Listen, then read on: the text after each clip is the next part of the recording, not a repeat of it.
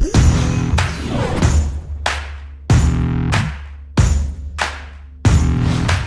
everybody. Welcome to GameChangerz. Mike Lonsborough, Kelly Kellner. Last week, we're 500. The one game that we really picked was Hamilton. Yeah. They destroyed the BC Lions. It didn't help the fact that the Lions came out the game before on their walkthrough, dancing all over the logo. The Ticats were pissed off, and they took it out in the Lions on the field. I'm opposed to all dancing. I am not a good dancer, and that was the start of it. Yeah, you should see me. I got to tell you, though, that was our big pick. That was, if you watched the CFL pick video last week, that was the one feature that I had said, I think we've really got to get on heavy, and Hamilton did it. They came out within the first 5 minutes, up 14-0. That was our big pick, although we did go 2-2. We recommended that you go heavy on that game, so hopefully you listen to it. I listened to myself, although I didn't do so good later on. Okay, but there are 4 games this weekend. The Canadian Thanksgiving weekend. Interesting matchups. First one, we have the Blue Bombers, who are 7-7 against Ottawa. Now, the Bombers killed the Edmonton Eskimos 30-3. Surprised the crap out of me because I didn't think the Bombers had that in them. Andrew Harris is better, and when he's back, it takes a little pressure off Nichols. In fact, it hides his inadequacies. So, you've got some great things going on with Ottawa. You got William Powell running back. He's hit almost 140 in the last 2 games. And the rookie kicker, Lewis Ward, 37 straight. I'm going heavy on Ottawa this week. Are you? Okay, well, Tom Luzzy is as well. The line is 1.5 on this game. Now, I wasn't surprised with that Winnipeg game over Edmonton. Well, you're from Winnipeg. I'm from Winnipeg. I love Winnipeg. My favorite burgers, my favorite pizza in the world is in Winnipeg, but not my favorite football team. But they did do a hell of a job and blew away Edmonton, which I was expecting. And this weekend we're looking at Ottawa minus the 1.5 points on Friday Night Football. Catch it on TSN.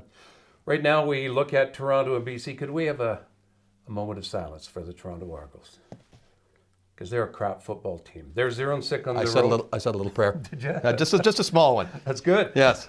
I can't see them winning in BC, even though BC was embarrassed last week. Toronto 0-6 on the road. They haven't found a way to get Carter into the game. And with Green there, boy, they've got some dynamic receivers. Why are they not getting the ball? Call us. We can help. We're experts at football.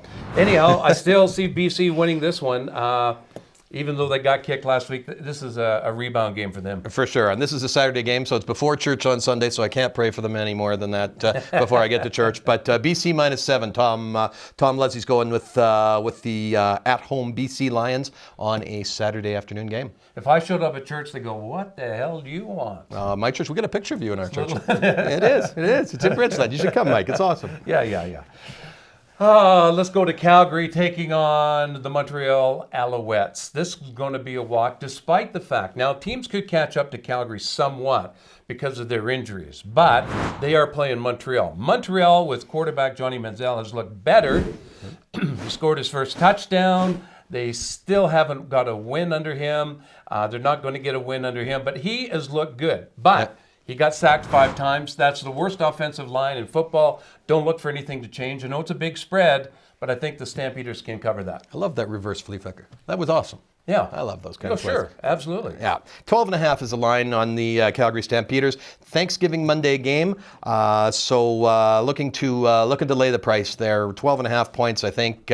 Again, Calgary's going to come out strong. They're playing for home field advantage in the playoffs here. I see another blowout coming, and living in Calgary now, got to cheer for the home team, I guess. And since 2016, this team has lost only 8 games in regulation. Can't see that ending. Yeah, lost a few in the championship, though. That's another story.